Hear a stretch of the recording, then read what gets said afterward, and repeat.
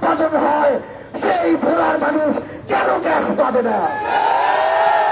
সেই ভোলা থেকে আমার স্পিড বোর্ডে হোক, লঞ্চে হোক, ফেরিতে হোক, একজন রোগী বরিশাল মেডিকেলে যেতে যেতে মারা যায়, সেই ভোলায় কেন মেডিকেল কলেজ হবে না? এই ভোলা থেকে যখন আমার একটা লম্বা সময় নিয়ে ওই একটু শহর বরিশালে যেতে হয়, তখন আমার যদি 40,000 কোটি টাকা খরচ করে পদ্মা সেতু হয়, 30 থেকে 35,000 কোটি টাকা খরচ করে পদ্মা সেতুর পাশে একই সাথে রেল সংযোগ হয়, ওই দুইটি কাজে যদি 70,000 কোটি টাকা খরচ করা হয়, তাহলে 5 থেকে 10,000 কোটি টাকা খরচ করে কেন ভোলা থেকে বরিশালে একটি সংযোগ সেতু হবে না? আমরা স্পষ্ট করে একাত্মতা ঘোষণা করছি আজকের এই মঞ্চ থেকে, এই সংযোগ যে সেতু সেটি বরিশালের একটি মেডিকেল কলেজ বরিশাল থেকে ভোলায় নিয়ে আসতে হবে এবং যেটি ভোলার মানুষকে নিরবিচ্ছিন্ন সহযোগিতা করবে।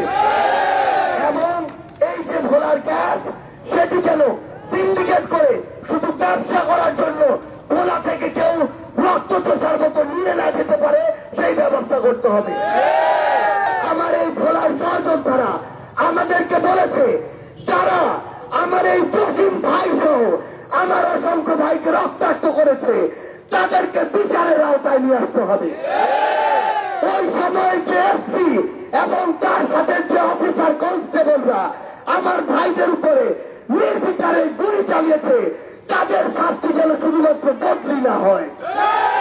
আমার ভোলার সহযোদ্ধারা আমাদেরকে বলেছে, এই বাংলাদেশে এতদিন ধরে এই যে অরাজকতা চলেছে, এই যে চাঁদাবাজি সিন্ডিকেট চলেছে, এগুলোর বিরুদ্ধে গিয়ে এই যে বিভিন্ন শ্রেণীর মানুষকে বিভিন্ন ভাবে সেবা দেওয়া হয়েছে, কাউকে স্যার বলেছে, কারোর সাথে তাসের মতো ব্যবহার করেছে, এই বৈষম্য বাংলাদেশ থেকে দূর করতে হবে।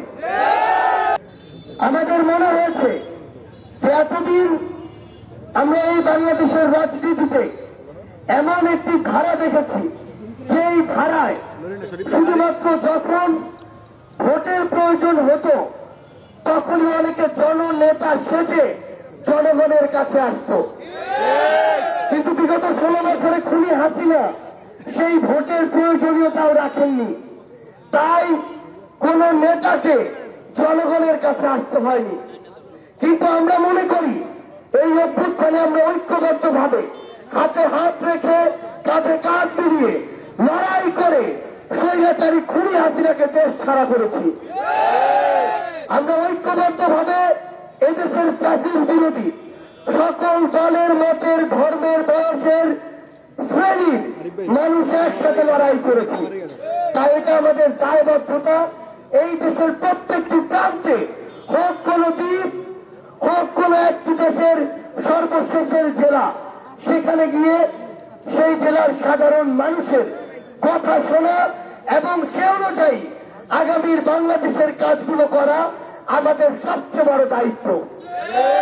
সেই জায়গা থেকে আজকে যখন আমরা চিন্তা করছি, যে অভ্যুত্থানে যে স্পিরিটকে সামনে রেখে আমরা রক্ত দিয়েছি, জীবন দিয়েছি, যে শব্দগুলো এখন আমরা ধারণ করি বাংলাদেশকে নিয়ে, যে শব্দগুলো দেখি, সেই শব্দগুলো একটি ঘোষণাপত্রে লিখিত আকারে থাকা প্রয়োজন।